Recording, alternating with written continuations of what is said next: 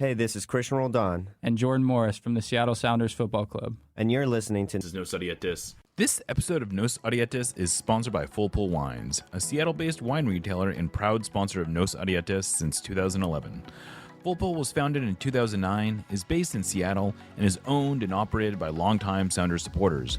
They offer the best boutique wines of the world to members of their mailing list, with special focus on their home, the Pacific Northwest. Here we go. Come on! Hey, O'Shan! Let's go! A sideline fry! The Seattle Sounders have done it! MLS Cup winners! Here comes Rangers through the middle to crown it for Seattle! And now they truly can start the celebrations. It's the Sounders MLS Cup. Nico Lodeiro leaves absolutely no doubt! The Sounders rule the region! Seattle Sounders is going good! They've scored! They've scored! Finally! This feels fucking awesome. This is a tiny dog. Is that what you young people call twerking? That podcast says cheated! We want to win. This is the Seattle Sounders, bro.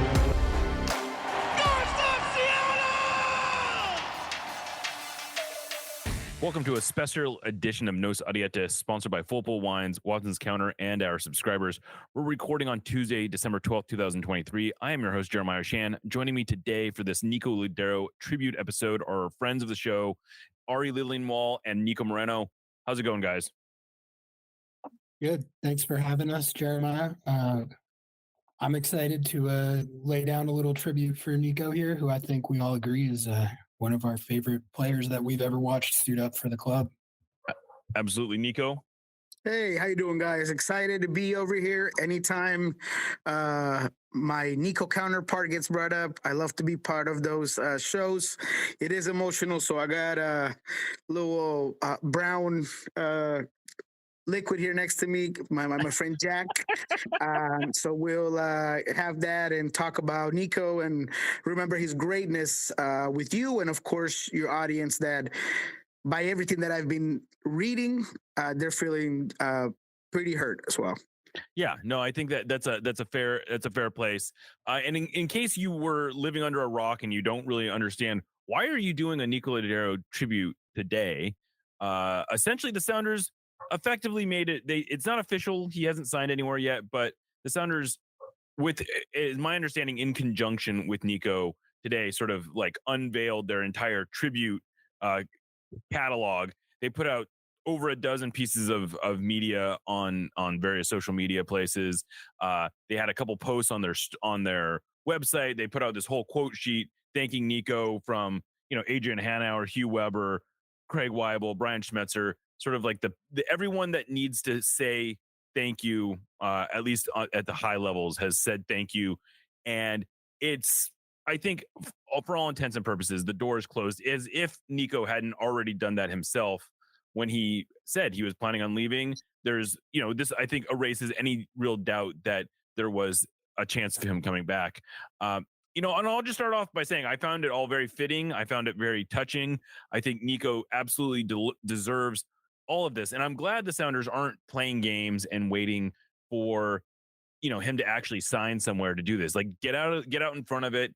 Let's move this along. I would hope to think that in some ways it actually helps Nico find his next spot as well. This also seems what Nico wanted, which I think is important.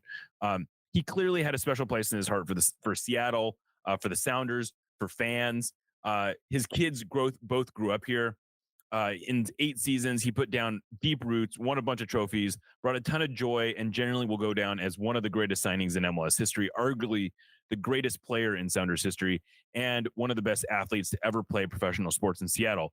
And I think that's actually a really good place to start, in part because Ari put out a tweet where he essentially declared that Nico, at the very least, deserves to be in that conversation among best Seattle athletes.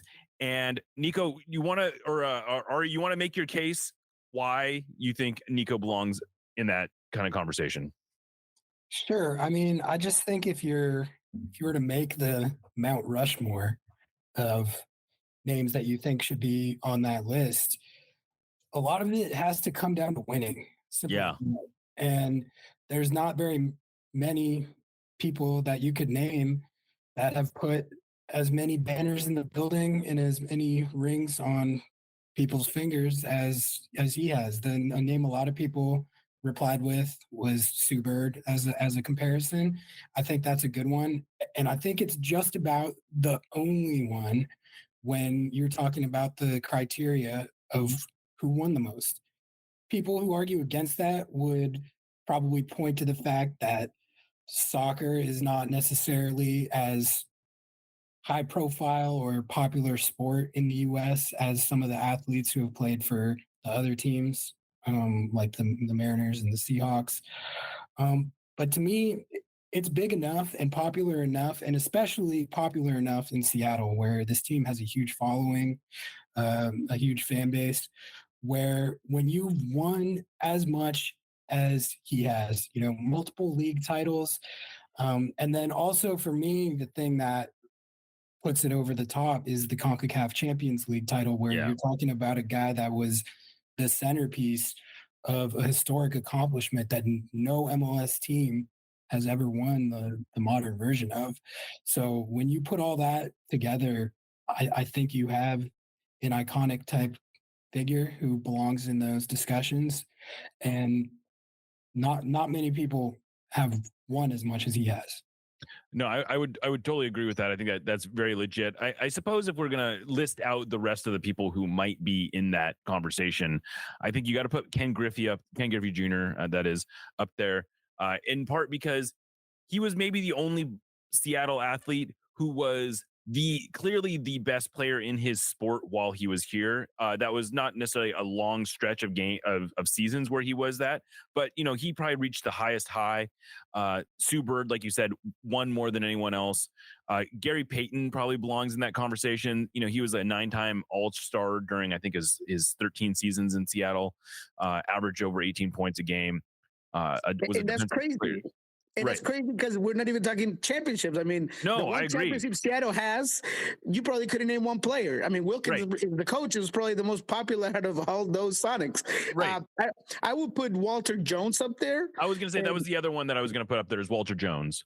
Yeah, and Walters, I would put even in front of Griffey simply because he's not only the best player, he wasn't just the best player in his position in actual time, he could arguably be the best player in that position all time, regardless of also not winning a championship. But if in terms of dominance in the position, I would put him on top. But I like Ari's argument. I actually completely buy it because you get a little bit of both. You get one of the greatest MLS signings. You get the player that brought the very first championship of the sport to the city, not to mention globalizing that brand everywhere, out into the world. It puts you in a world stage, in a club World Cup. It makes you greater than the nation. I mean, it's just not just the United States. Now you're bringing Seattle to the world. I mean, Carlos Vela, when I talked to him after the game, he said it himself. He said, look, a lot of us didn't really know Seattle Sounders until Nico Lodeiro. We found out about the Sounders because of Nico Lodeiro, and that's fair assessment.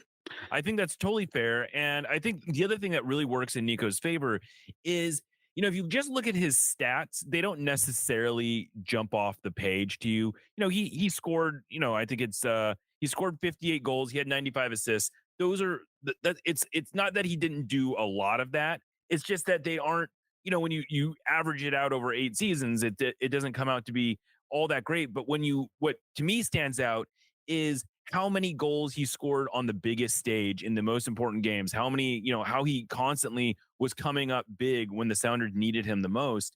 And, you look like, to me, I go back to the CONCACAF Champions League final against Pumas. Who steps up to convert 2 penalties on the road? But it's Nico Lodeiro in an environment that I don't think you can really overstate how stressful that must have been. And he comes in, he converts those, that completely turns the series around. And then of course he scores essentially the game or the series clinching, the championship clinching goal at home in what I think is fairly maybe the iconic moment in Sounders history, where you have Nico running the field, converting a rebound, ripping off his shirt, and then running into the crowd it just is a perfect encapsulation of what everyone loved about Niko, which is he was hardworking, he came up big, and then of course there was this relationship he had with the fans. Niko, can you speak a little bit? You knew him by far the best of any of us. What, emotionally, what do you think he was going through during this whole process? I mean, you saw it in that video. It was mixed emotions. It was almost a feeling of um, just not being able to have his way. I know that sounds odd when you hear various stories about how things kind of played out, and maybe it's easy for us to assume that he could have just let things go and said, okay, you know what, things got done at your time, and I really want to be here, so I want to just leave it all behind and just start new. But I just felt like he ended up feeling so discouraged and disappointed at the whole situation that he knew that he would not be able to once again put on that jersey and leave it all on the field the exact same way he did since 2016. Not being able to tell himself truthfully that he could commit to leaving his sweat, blood, and tears into that pitch is what ultimately said, you know what, I'm going to give away my captaincy. I'm going to start to give the reins of this team elsewhere, because I know that I can no longer be here because of how the situation played out. So that's what I felt like he went through. I'm sure that there were many a times that he woke up on a Monday morning and said, man, maybe I should just call Craig and try to figure things out, call the club, try to figure it out. But he just wasn't willing to do that when he knew that there was a chance that just was not going to be better. That feeling, that I don't want to call it resentment, but the disappointment was always going to be there. The relationship was just not what it was at one time. And so he decided to go because he loved the city so much, because he respected that crest, those colors. And you could just tell by the way he cried in that video. And it's something that, I was able to see away from the cameras. What you saw in that video is exactly what I saw with him. No phones, no cameras, no video recording, just two guys and a couple of other people having a conversation. When you tear up about something like that, it's because you feel it down in your core. It's not something that you're just playing out for people to see. And that means the world to me. Being able to see that person really have that sort of sentiment towards a city, towards an organization, that's unheard of these days. Yeah, no, I think, and especially for someone who came in with really no, he came in fresh. He had no connection here. And in fact, a lot of the people that brought him here weren't even, or at least one of the key people that brought him here wasn't even here when he walked through the door. And so for him to sort of have this connection was pretty amazing over the course. And I'll say a credit to him, even after he made it very clear, you could tell that some of the stuff was going on behind the scenes, and he never let it affect the way he trained. He never let it affect the way that he played. You never questioned his effort. And even after he went public, it was the same. He kept saying, I just want to be able to focus on winning MLS Cup. And I think there was a lot of people that I saw who sort of questioned whether or not he could be sincere in that way. Like, if you really wanted to just focus on winning MLS Cup, wouldn't you just stay quiet and let this go over? And I think for him, this was actually really useful. And, he didn't play, I'm sure, as much as he would have liked down the stretch. But when he did play, he was, his effort was 100% there. I think in training, I never questioned anything that he was doing. Ari, when you think about Nico Lodeiro's time here, what are some of the memories that jump out at you?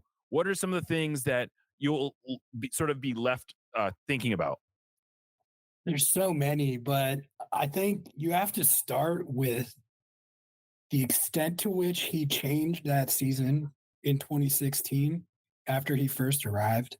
I think we all probably remember, but it's easy to forget how kind of deep in the mud the team was at the time that he arrived. I mean, as difficult as this season was at times, I don't think it even held a No. candle to where things stood in 2016. They were 6-12-2 famously when he played his first game. And before or since, I've never seen a midseason signing have just that drastic of an impact. And you saw it right away. Yeah. I remember his debut against the Galaxy. I believe that he came in as a sub, and you could see just how much the way that the team was capable of playing changed just because he was on the field.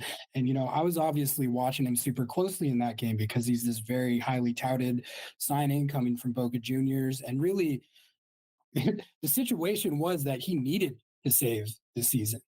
And he got on that field that day and he just starts hitting these through balls in a different way than anyone else on the team was capable of doing. Just his vision and his ability to set guys up.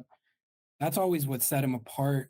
I've always been drawn as a soccer fan more to the facilitators than the goal scorers. Like kind of in basketball, I'm also more drawn to like the pass first point guards. I like a guy who's unselfish and more interested in setting up his teammates than maybe getting than scoring themselves. And he really encapsulates that. And he brought all that to the table from that first game through the rest of that season. And it was phenomenal to watch how he kind of single-handedly saved that season. And then they ended up winning MLS Cup that year.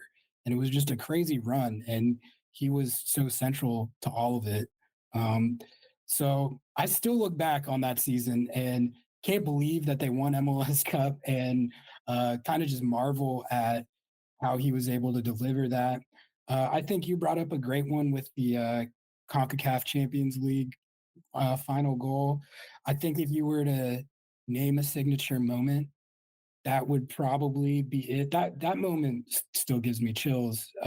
It's an amazing moment. Well, because you had the point in the game where I think Seattle was up 2-0 at the time. Yeah. So it seemed, and they had all the momentum. It seemed like they were cruising to win.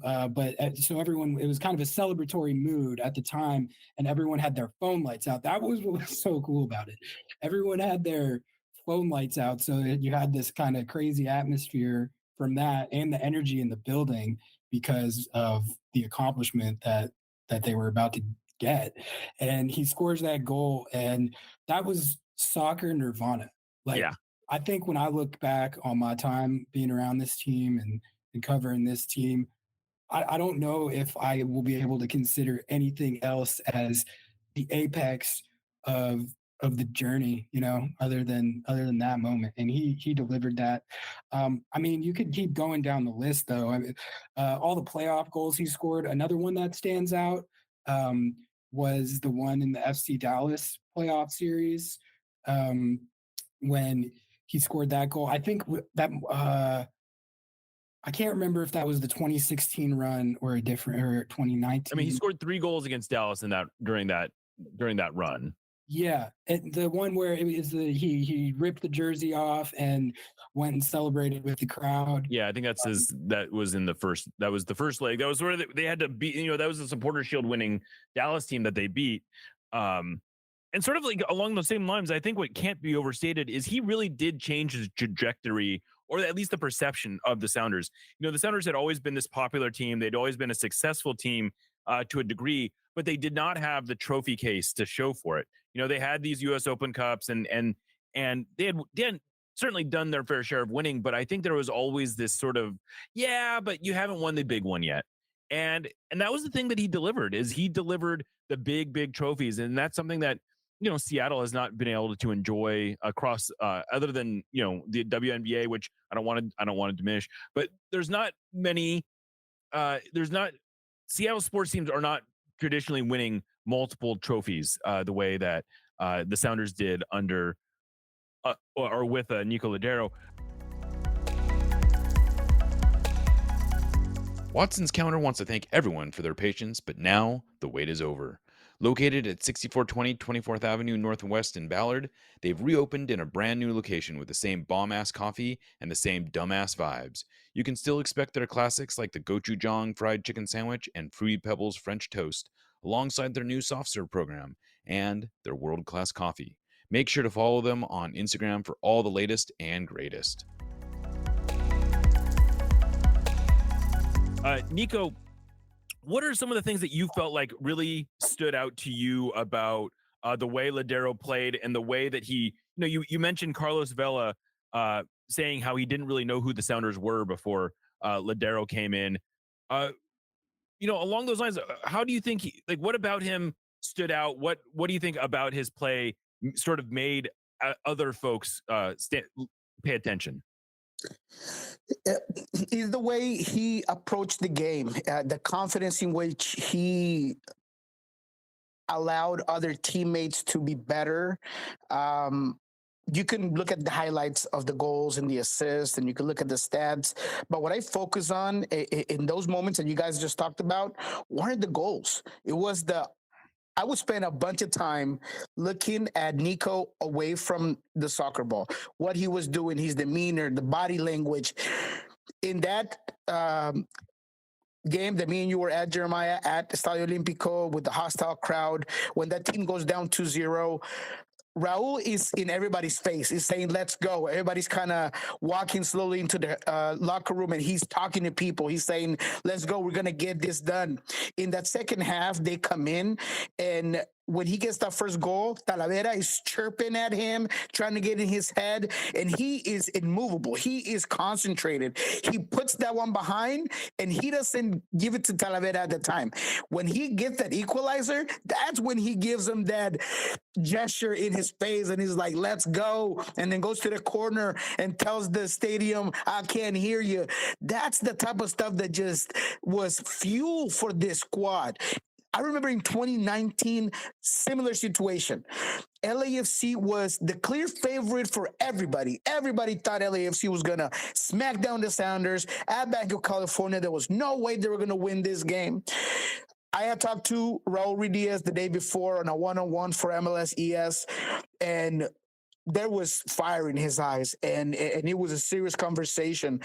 And both of you guys know, and the audience knows that Raul Ruidiaz has the attitude and the charisma of a bad man. He ain't robbing to nobody.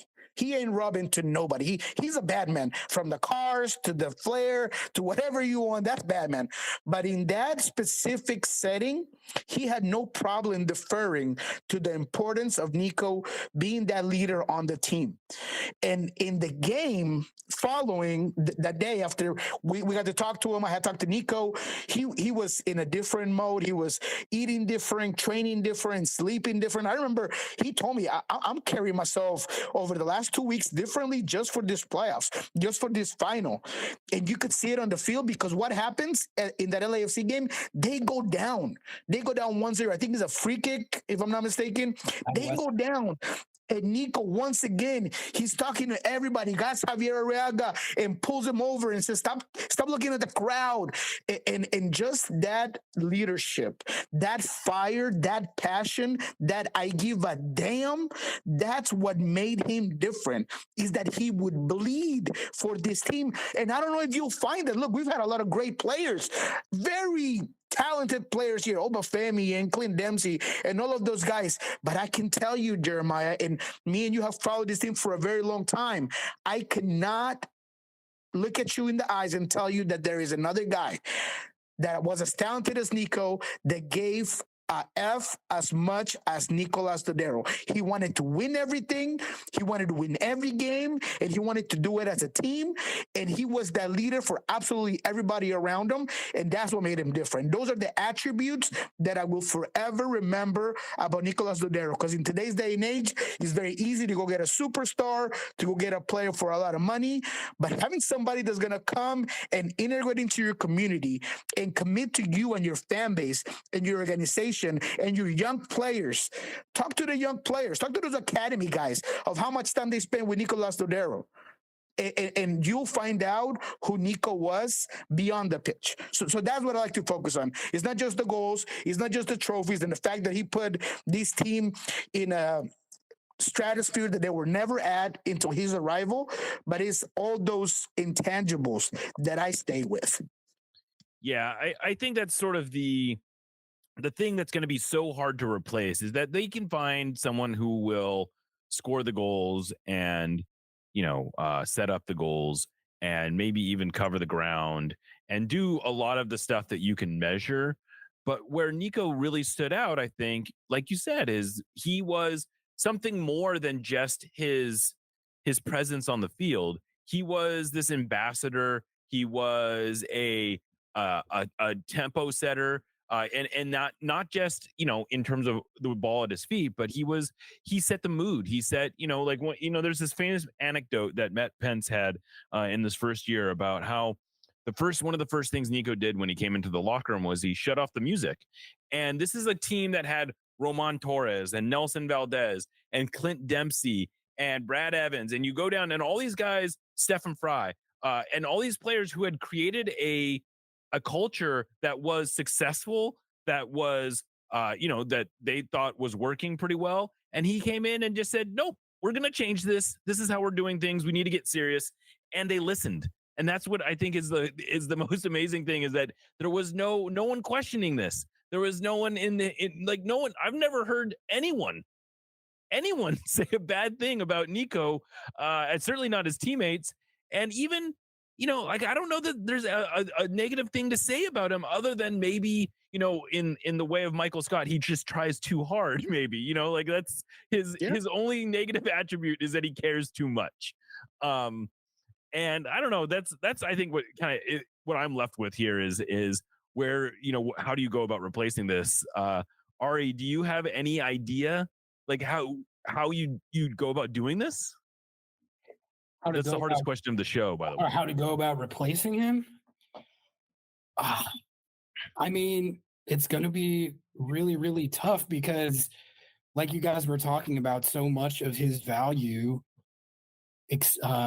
expands beyond the on-field production. And, I have one more story actually that I think kind of illustrates that. It's a short one, but so before the night before the CONCACAF Champions League final second leg in Seattle, there was an event at the Georgian Dragon where there was a lot of like national media and local media there. I don't know. I don't remember if either. I think you guys were both at it. Yeah.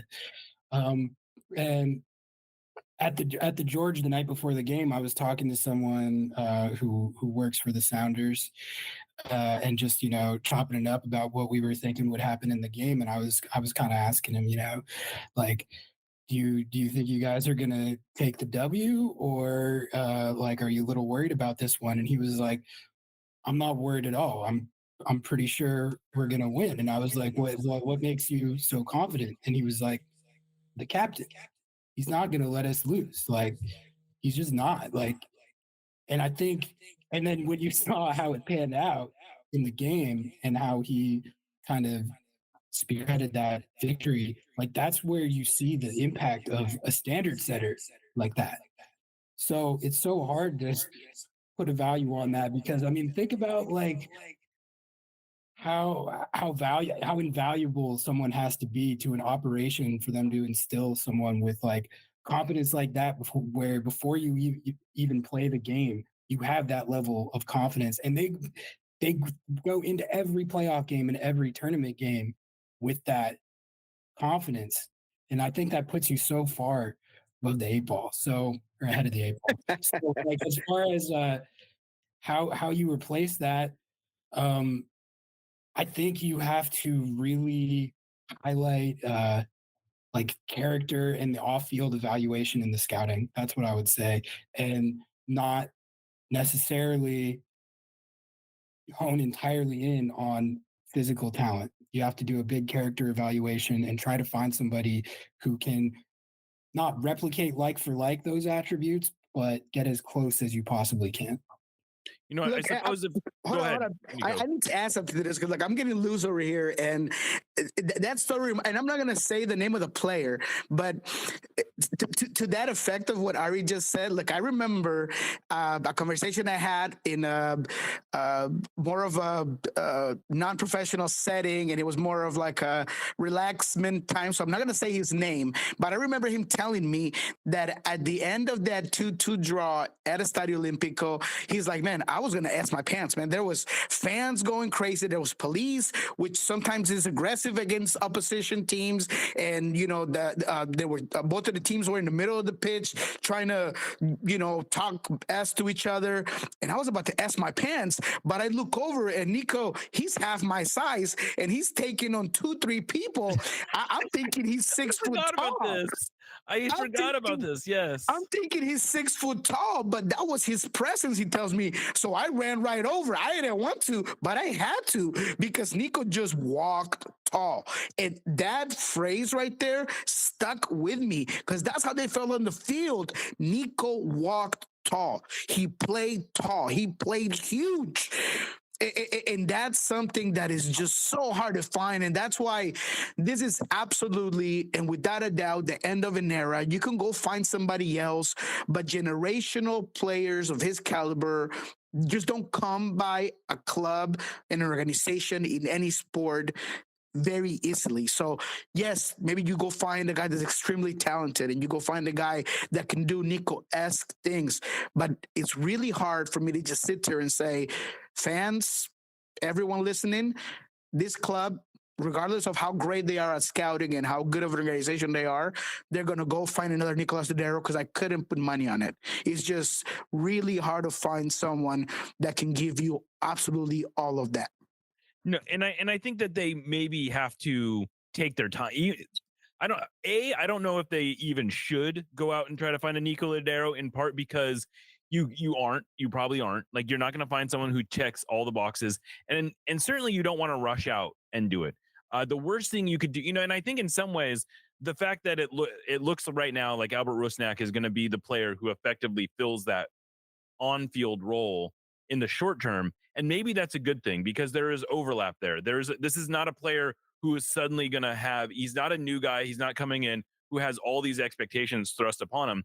He sort of is who he is, and you hope that he performs well. But no one's expecting Albert Rusnak to be Nico Lodeiro beyond maybe scoring and assisting goals. But they don't. You know, we know him. We know this player, and whoever comes in that ultimately fills this vacuum, which I think is maybe a good way of putting it. There's a vacuum that something is going to have to fill. Maybe it's partly Stefan Fry's leadership, but there's no. It's a little bit of this, a little bit of that, and I think the Sounders are probably smart to take a little bit of time before really trying to move into the next era. Because you're right, Niko. This is the end of an era. This is the end.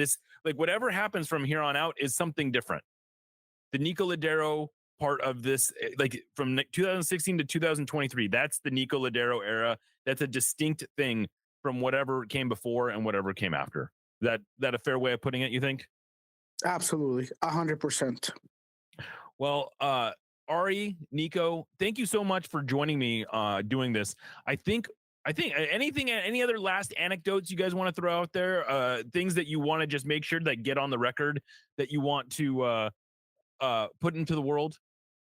Niko can cook. Niko is a mean man on the grill. I'll tell you right now, had the pleasure of hanging out with him here in the last couple of days before he ended up leaving for vacation. And you know, at his house, I'm guessing, I don't know how many types of ribs and meat cuts, charcuterie board before the meat was ready, had some mate, which is not a Colombian thing. We don't do mate, you know, the herb thing that the Uruguayan Argentines do.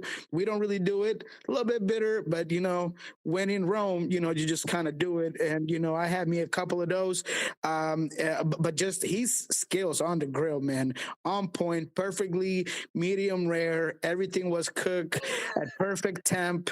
I mean, this guy could be in celebrity cook, at least when it comes to grilling. I mean, I know that being a chef is beyond the grill, but man, oh man, I mean, chorizo, everything that he gave me was absolutely on point, and just was very honored and privileged to just sit there and talk to him about, his time in Boca, his time here, the best things and the things he would miss, and obviously the things that I wouldn't share with anyone because that was in the privacy of his home. But the guy can cook. That'd be the other anecdote that I would provide everybody with. The guy, as most of your wines do, he's mean man on the grill. You have any you want to make any predictions about where he ends up? No, because I kind of have a pretty good idea. So I'll provide you guys with something here when we have it. I will say that as most of you know, if you know Niko, he is a father first. He's a father before he's a soccer player, and if it was up to him, he would remain in MLS. So that's probably where things are gonna play out.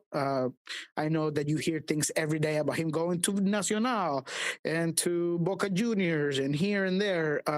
I think he will end up here in the United States. Yeah, well, that's probably. I'm guessing Ari doesn't have anything that's gonna top that. If I'm wrong, just raise your hand.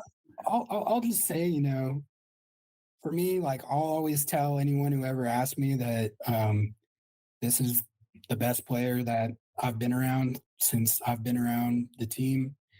And I hope his legacy gets remembered as such, because he's earned the reputation and the legacy that he has 100%. Yeah, he has. And I can't say that I got to know him personally real well. But I admired him. I got to talk to him enough that I felt like I got a good sense of who he was. And I always, I think his character is unimpeachable. And I think that's saying something. And I think that's probably a good place to leave this. Niko, Ari, thank you so much for joining me. I am Jeremiah Shan, signing off for Nos Audietes. We will catch you next time.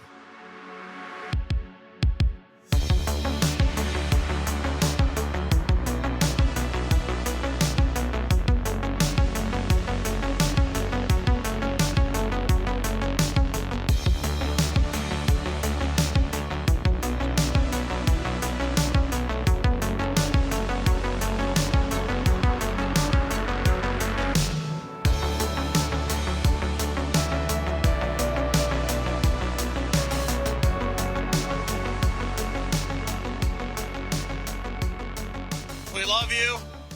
Let's win another one.